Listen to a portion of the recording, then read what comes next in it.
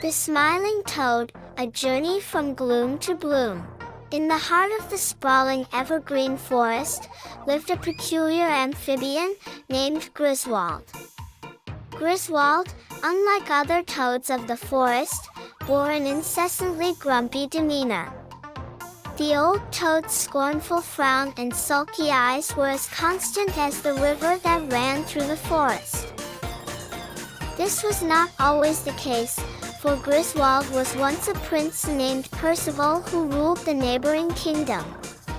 Due to Percival's perpetual scowl and unkind ways, a perturbed fairy named Ursula cast a spell, condemning Percival to live as a grumpy toad until the day a genuine smile graced the toad's face.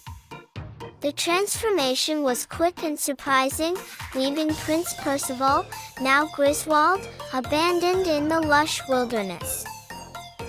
One warm summer's day, while Griswold, with his constant frown, was lounging lazily on a lily pad, a radiant butterfly named Bella fluttered past him. Bella, known throughout the forest for her vibrant hues and sunny demeanor, couldn't help but notice the permanently scowling toad. Sensing the sadness beneath the frown, Bella decided to approach the grumpy toad.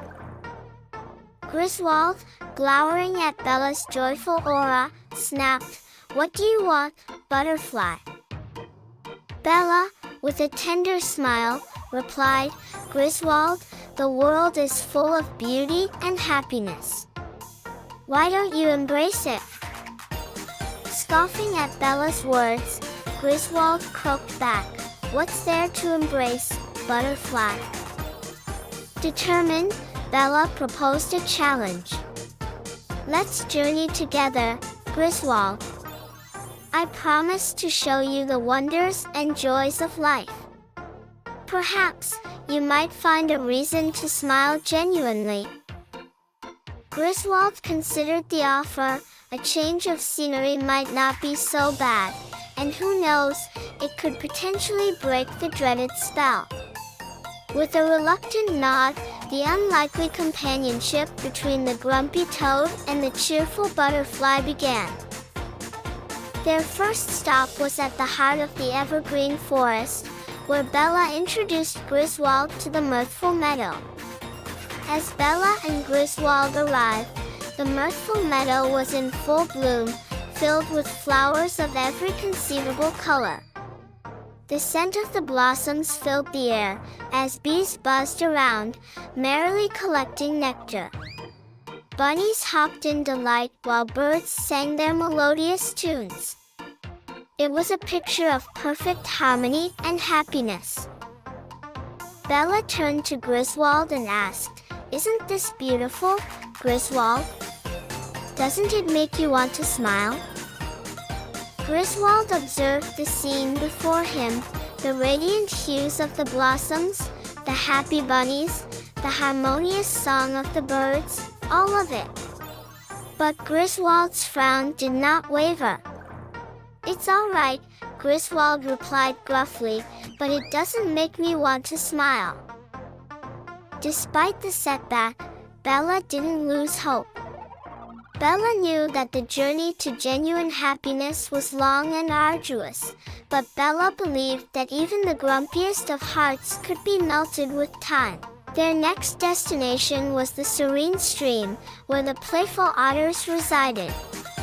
As Bella and Griswold approached, they saw otters sliding down the stream bank into the crystal clear water, their laughter echoing around. The sight was joyous, with otters playing with pebbles, splashing water on each other, and simply enjoying the company of their family. "Griswold, observe the otters," Bella suggested, pointing towards the frolicking creatures. "They find joy in the simple act of playing and being with their loved ones. Doesn't it make your heart feel light?" Griswold watched the otters, their joyful demeanor, and their lively antics. The otter's happiness did seem contagious, causing a small flicker of warmth to ignite within Griswold. However, the flicker was not enough to crack Griswold's hardened shell, the frown still a permanent fixture on Griswold's face. Bella sighed slightly, but the butterfly's spirit remained undeterred. The journey to find joy was proving to be harder than anticipated, yet Bella's resolve didn't waver. Bella knew that the right path is often the most challenging, and the journey to a genuine smile was no exception. Their final destination was at the peak of a towering cliff, home to the ancient Tree of Tales. The tree, older than time itself, was known to share stories of old, tales filled with lessons, wisdom, laughter, and tears. The tree's stories, as told by the rustling of its leaves, resonated with the experiences of countless generations. Bella, fluttering next to Griswold, encouraged, "Listen to the tree, Griswold. Its tales have warmed many hearts and have brought smiles to countless faces." As Griswold listened to the tales of love, friendship, loss, and resilience, something within Griswold began to shift. The tales spoke of emotions Griswold had long buried. The tales reminded Griswold of the beauty and complexity of life. Listening to the tales, Griswold felt a pull at the corners of Griswold's mouth, the sensation unfamiliar yet comforting. With each passing tale, Griswold's heart softened, the walls erected from years of bitterness slowly crumbling. It was then, amidst the rustling leaves and heartwarming tales, that something miraculous happened. A genuine smile, the first in what felt like an eternity, found its way onto Griswold's face. At that moment, the ancient curse cast by Ursula lifted. Griswold's form shimmered, morphing from the grumpy old toad into the figure of a man.